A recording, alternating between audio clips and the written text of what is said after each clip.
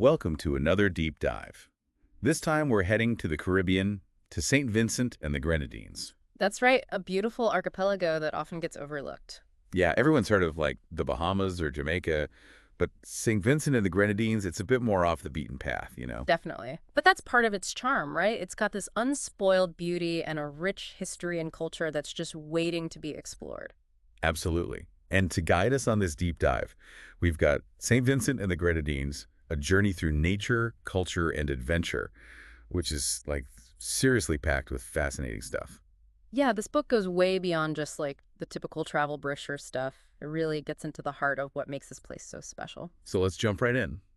When I think of the Caribbean, I usually picture, those classic white sand beaches and crystal clear water. Right, and you'll definitely find those in St. Vincent and the Grenadines, but there's so much more to it than that. I mean, did you know that St. Vincent itself is actually a volcanic island? Whoa, wait, the whole island. The whole thing, formed by volcanic activity over millions of years. That's amazing. So what does that mean for, like, the landscape and stuff? Well, it means you've got these dramatic peaks, lush rainforests, and even an active volcano, La Soufriere.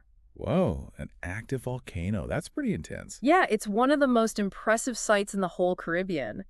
And those black sand beaches you might have seen pictures of, that's volcanic ash. No way. So it's not just regular sand. It's like ground up volcanic rock. Exactly. It's a geological marvel, and it gives the beaches this really unique look and feel. Okay, so we've got volcanoes, black sand beaches. I'm already intrigued.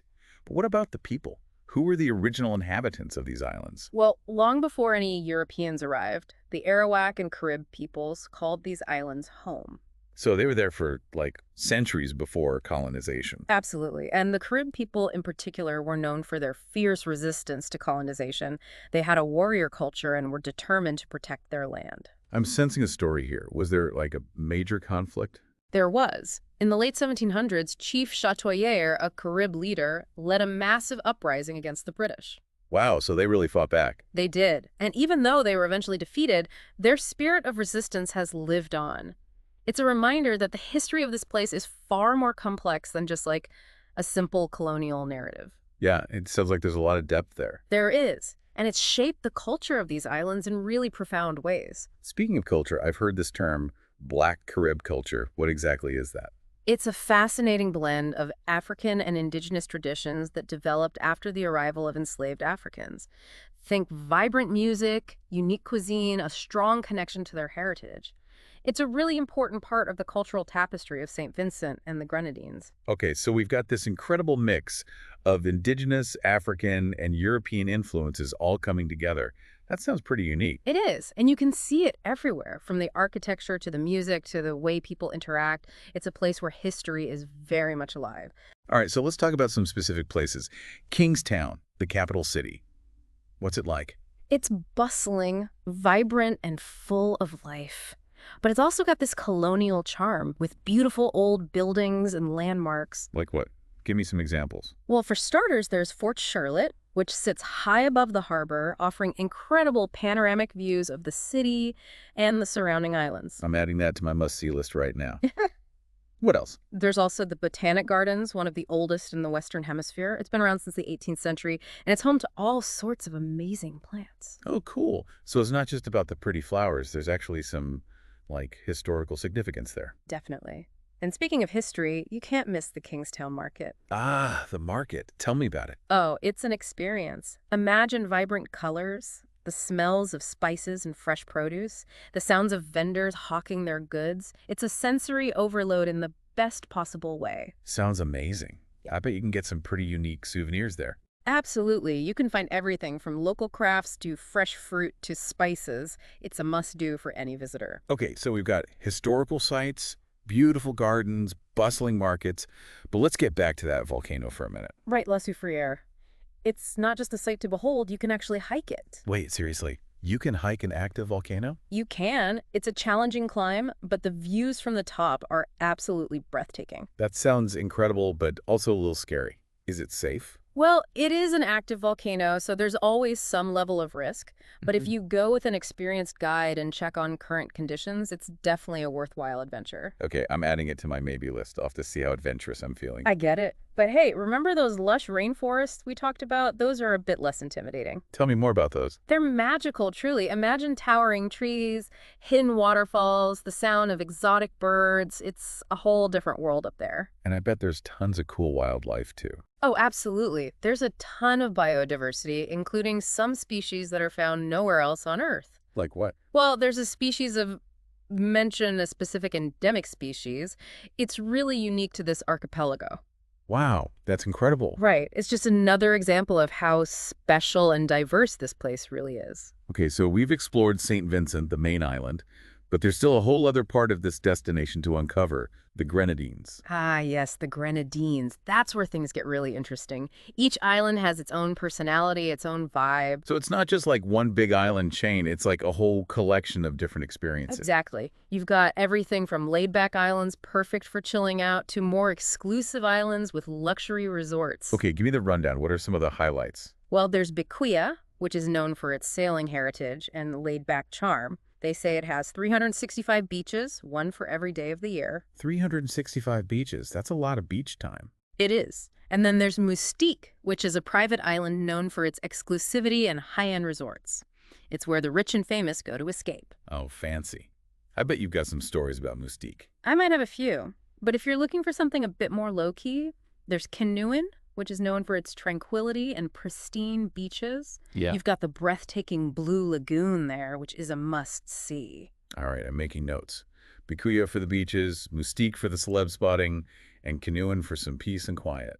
Sounds like a good mix. It is, and that's just scratching the surface. There are so many other islands to explore, each with its own unique character. But hold on, before we go island hopping, we have to talk about what's under the water. Right. The underwater world is just as incredible as what's above the surface. Tell me everything.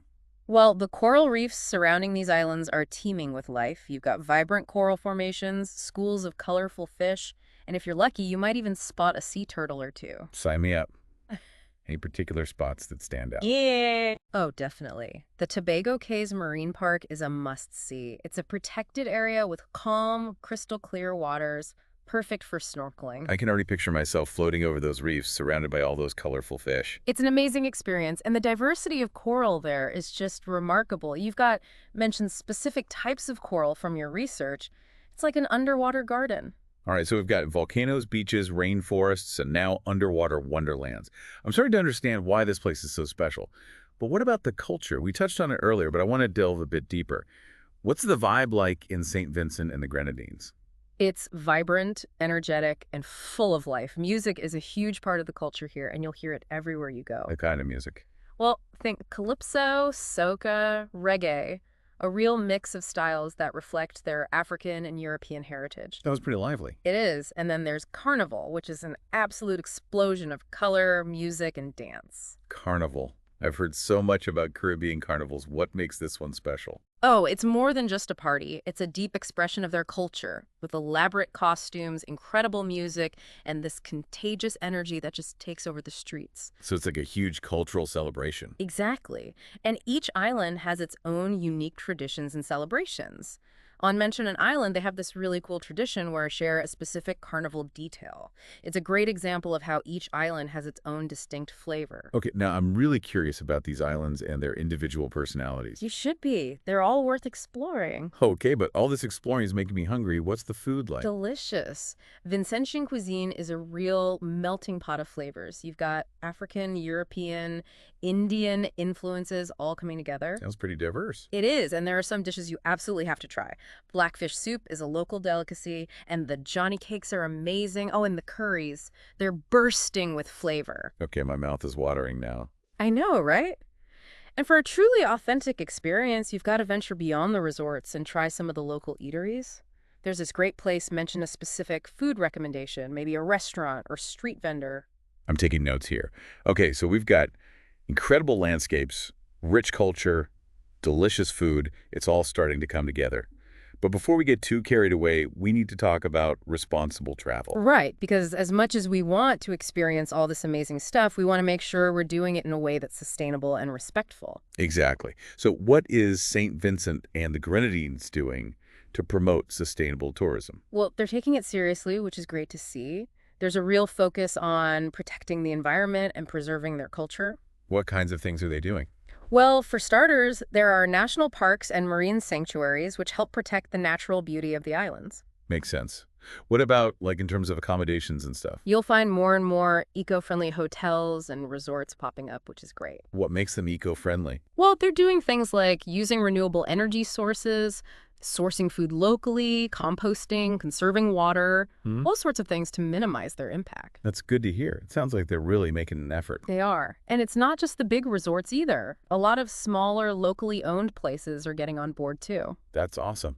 So as a traveler, what can I do to make sure I'm being responsible? Well, you can choose eco-friendly accommodations, support local businesses, be mindful of your water and energy usage, all the usual All right, things. but what about the cultural aspect? How can I make sure I'm being respectful of the local culture?